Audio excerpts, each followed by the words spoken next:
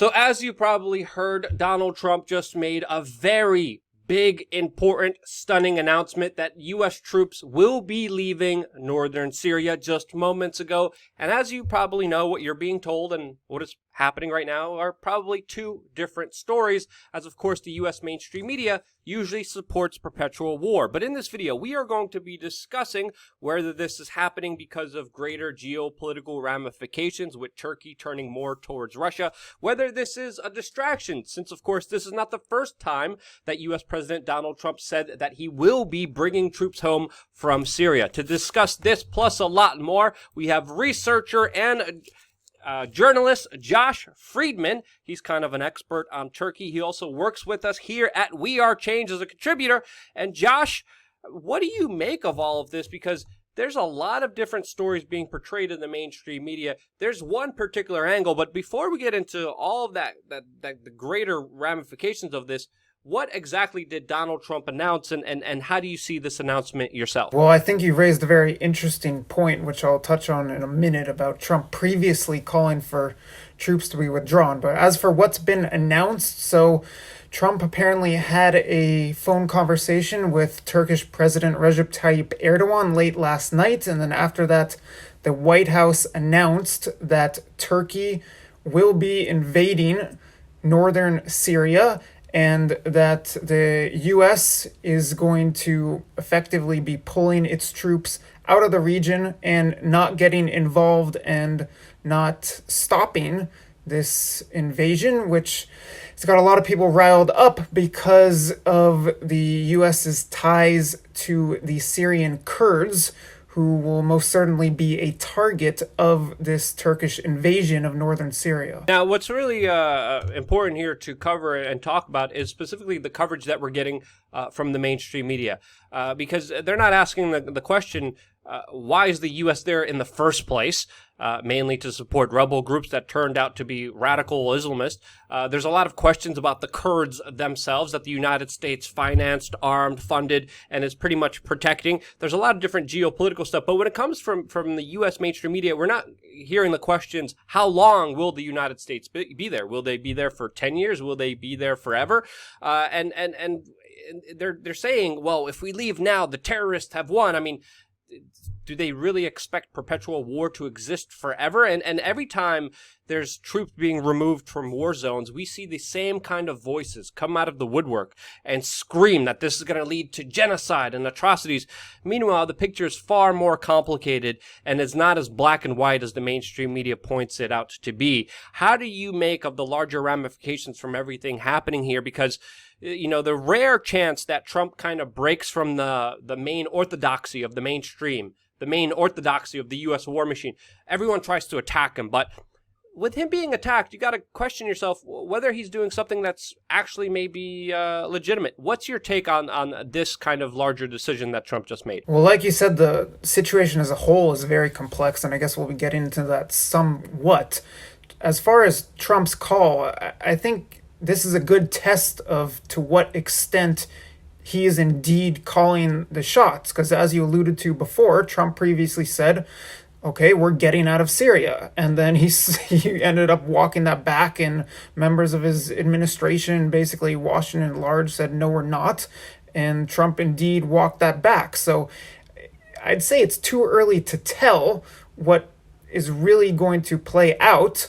Maybe indeed the U.S. does start getting out of Syria and staying out. But then again, as happened previously when Trump said the troops are coming out, we'll see. Maybe he's going to be pressured into keeping them there or bringing them back.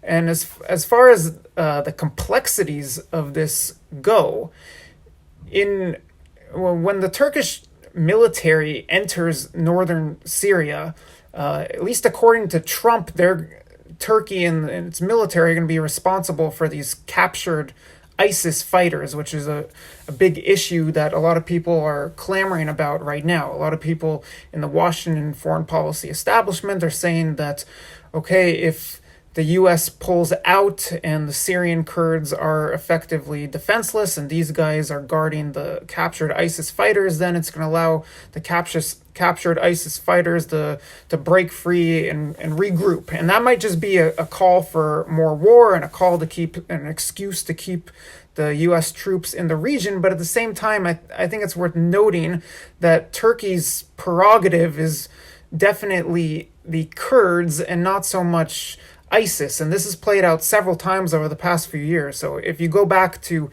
2015, there was a major bombing of a Turkish city of Suruç. I was recently right by there, and after that bombing, Turkey said it's going to, which ISIS claimed the bombing. Turkey said it's going to go into northern Iraq and northern Syria and attack ISIS, and it did a little bit, but by and large, Turkey targeted the Kurds. And then again, I think it was in fall of 2016, a few years ago, Turkey launched Operation Euphrates Shield, I think it was, and was targeting the Kurds. So there are a lot of complexities to this, and maybe there is some truth to the argument that ISIS could regroup because of this new Turkish invasion of northern Syria. Well, what's really interesting is that not many people understand the long history between the Turks and the Kurds that have been at perpetual war for a very long time. It crosses the border into Turkey, where we're seeing a lot of attacks happen that a lot of people don't even know about. Turkey has even entered parts of northern Syria already.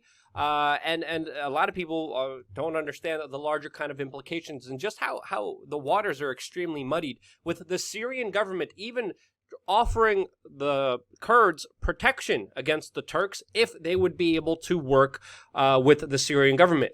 The Kurds have turned that down. Now everyone's saying that the United States is turning their backs on the Kurds. But again, it's far, far more sophisticated. But the reaction from Washington is absolutely stunning. I mean, so many magazines and so many newspapers are just absolutely pissed off. We have Lindsey Graham, Ben Shapiro, Rubio. Everyone's pissed at Donald Trump, which makes me consider that something actually legitimate is happening here. We have an article here by GQ that says Republicans are actually furious over Trump abandoning the Kurds in Syria. You could see the kind of framing that's happening here. We have Meghan McCain, who supports U.S. interventionism. She said the Kurds are our allies and critical in defeating ISIS. Erdogan cannot be trusted, and by bowing to Turkey's demands, we are betraying our allies and risking humanitarian disasters. Short-sighted and wrong. And I kind of responded to Meghan McCain on Twitter, being like, you care about humanitarian disasters? Again, she keeps calling for war. There's Kurds coming out officially saying that this isn't just a betrayal. It feels like the final betrayal. As, of course, they're saying that they're abandoned here. But people need to understand here, the Kurds have been armed, trained, financed, and the situation is far more sophisticated, as, of course, Russia is involved in this. And we have seen Turkey slowly, geopolitically turn towards Russia and have more favorable social and economic relations with them, especially with their military, which is a picture that was completely different just a couple years ago, where Turkey shut down a Russian fighter jet over Syria. And Turkey, along with the United States, was arming and funding the radical elements in Syria to, of course, defeat the Syrian state. So what do you make of this larger kind of juxtaposition and this larger kind of geopolitical turn? And will this kind of secure more of a NATO, Turkey, U.S. alliance because of this move? And is it worth it over the Kurds in your point of view? Well, with regard to Russia, I think it was the latter point you're making, that Turkey was very much against Russia within Syria, not just over the fighter jet shootdown, but because Turkey was supporting the overthrow of Assad. And yeah, so now Turkey's buying Russian missile defense system, and in some ways it's cooperating with Russia, but Turkey very much is still at odds with Russia over larger Syria policy. And now I think it really remains to be seen whether this is a sign that Turkey is going to have better relations now with the U.S. and with NATO, as you and I have discussed in the past, those relations have been really frayed as of late, with the purchase of the Russian S-400 missile system as being the biggest sign of that. But things could change in a heartbeat. Trump made some really interesting comments today on Twitter, as is often the case. I think I saw a tweet saying, Trump basically responding to critics was coming to the defense of Kurds, saying I don't have it verbatim, but something along the lines of if Turkey does something it should not do with the Kurds, then Trump's going to destroy the Turkish economy. And like he did before, and he said, yeah. Like I did before. I could read the tweet right now, and it said, quote, this is the verbatim Donald Trump tweet, "As I have stated strongly before, and just to reiterate, if Turkey does anything that I, in my great and unmatched wisdom, consider to be off limits, I will totally destroy and obliterate the economy of Turkey. I've done before. They must, with Europe and others, watch over." I mean, Turkey also threatened to release a lot of migrants into Europe. So what do you make of this kind of new comment that he left out there? Well, on the point I was just making, so this overall situation doesn't show that now Turkey and the U.S. are back to being best of friends. But this isn't an empty threat from Trump. Last year, there was a big clash between Trump and Erdogan, between the U.S. and Turkey, over the pastor who was being held in a jail in Turkey for a couple years or more, the American pastor. And Trump took to Twitter and made a whole bunch of threats, and basically through his Twitter feed inflated the lira like crazy. So the Turkish lira took a beating. There was a big there's been major inflation of the lira, as you and I have talked about in the past, over the past 5 years, and Trump's tweeting drove the lira down to a record low of something like beyond 6 to the dollar. And just having spent a lot of time in Turkey as of late, the average Turkish citizens are really hurting because of the devaluation of their currency. So this isn't an empty threat coming from Trump, and it's something Erdogan really needs to be aware of, because his domestic political hand has been weakening lately, and that's largely due to the inflation and the weakening economy. Now, what else is interesting about Trump's kind of tweets? He also retweeted someone that said, quote, "We aligned under Obama not with the Kurds, but with the PKK, the sworn enemy of the Turkish Republic, our ally. We were sowing the seed of a Turkish PKK war with that policy. We were also driving Turkey towards Russia." So this is a tweet that Donald Trump officially kind of retweeted.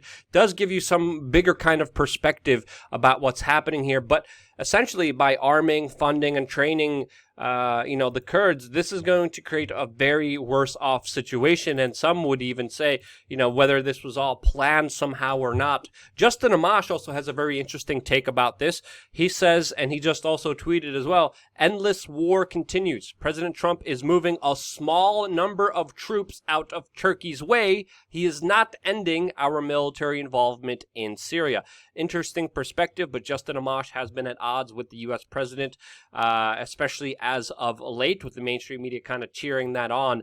But geopolitically, how do you see this unfolding? How do you see this kind of happening with all the decisions, with all the situations kind of moving towards this kind of larger war between the Turks and the Kurds? Do you think it's possible, and what do you think will happen next? Well, as you're noting, the war between the Turks and the Kurds this has been going on for more than 4 decades. And actually, I was literally just a week ago in the predominantly Kurdish region of Turkey, the southeast, and between the previous time I was there and last week, things had calmed down tremendously. It wasn't nearly as tense as it was back then. But this is a war that goes on and on and on with seemingly no end, and it's something that could very well trigger other conflicts or heighten or worsen other conflicts in the region. But then again, just because there's going to be a new round of fighting between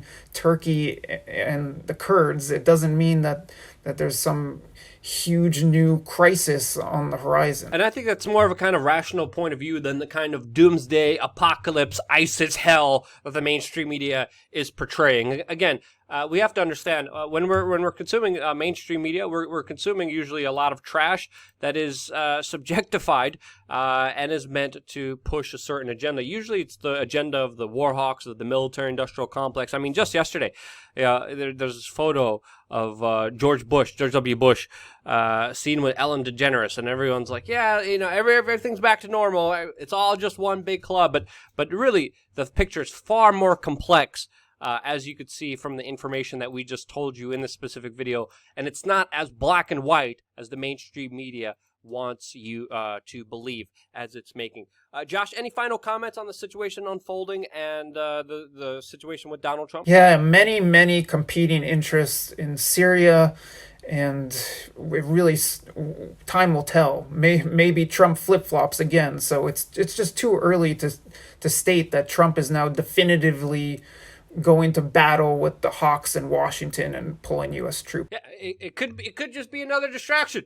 It could be another kind of announcement that sadly won't happen. Josh, thank you so much for your analysis. Thank you so much for your point of view. The link to your work as an independent journalist will be in the description below. Definitely check it out. And of course, thank you, amazing human beings, that allow this video to be possible. If it wasn't for you watching, sharing, and actually talking about this issue and actually being a part of this issue, we wouldn't be here. And that's why. Love you guys. Stay tuned for more here on wearechange.org.